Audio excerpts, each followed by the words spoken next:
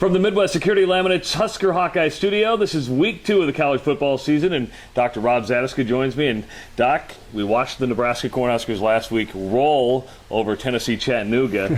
However, they put up 40 points, and people still not happy with the offense, and I think rightfully so.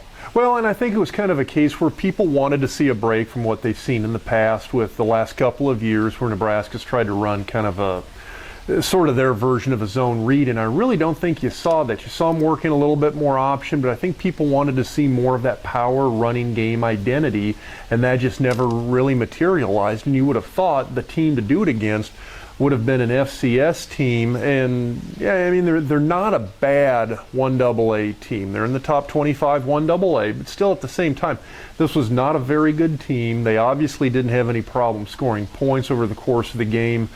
But it would have been a great opportunity to go out there, and if you really wanted to work on a new aspect of the offense, show something new, this would have been the game to do it, and they just didn't.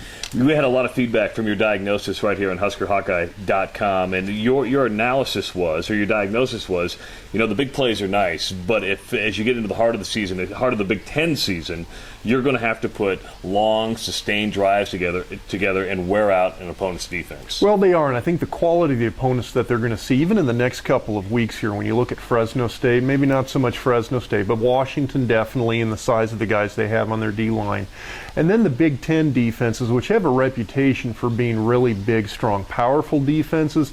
Don't be mistaken, these guys are probably every bit as much as fast as what you'd see in the SEC. It's very athletic defenses, and you've got to have that ability to kind of hammer these guys into the ground a little bit, and if you don't have that, the option plays are nice, the zone read is nice, but with the speed of defenses today, and including the defenses that Nebraska is going to see in the Big Ten Conference, they need to have that ability to chip away at people, and we just haven't seen that yet. Let me ask you this, because a lot of people are saying, the old school option has returned, and I would disagree with that. This is not the option that you guys ran in '94. I texted you during the game and said, this is 2001. This was a quarterback-dominated offense. This was not your offense. No, and it really isn't, and it's predicated on the quarterback being able to hit the holes, hit it fast, and then outrun a secondary, and that's what you had with Eric Crouch in the early 2000s. And that's what we're seeing again. I mean, you kind of hit the nail on the head there.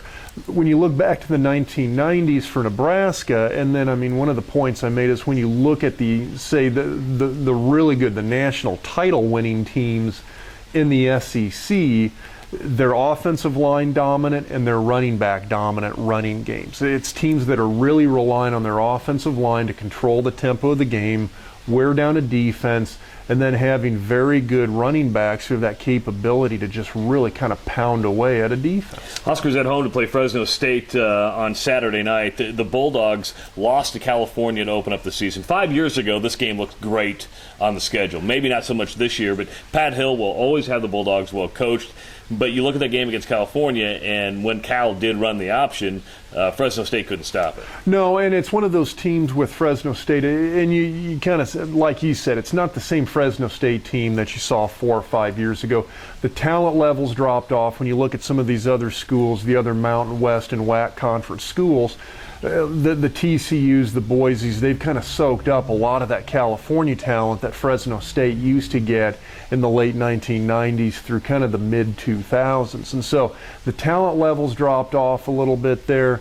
They still got some quality players, and like you said, they're going to come in and they're going to be well coached, and it's a hard-nosed team that traditionally has played well on the road.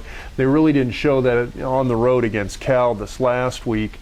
And I don't see them causing a whole lot of problems for Nebraska, but they're going to be better than Tennessee Chattanooga was by far. We have not talked about the black shirts yet, but when you look at the defensive unit for Nebraska, this is where the strength is, speed all over the place. It is, and I think they're going to have a much better defense than what Cal had. I don't have really big concerns about Fresno State coming in here and winning a shootout against Nebraska.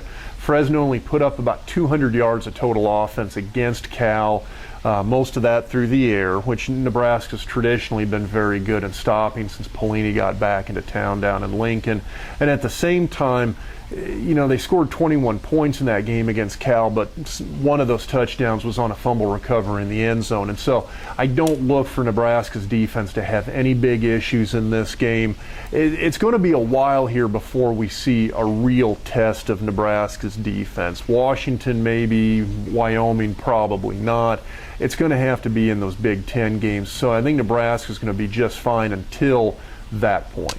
The Huskers against the Bulldogs at Fresno State Saturday night at Memorial Stadium. For more on this game, keep it right here to HuskerHawkeye.com.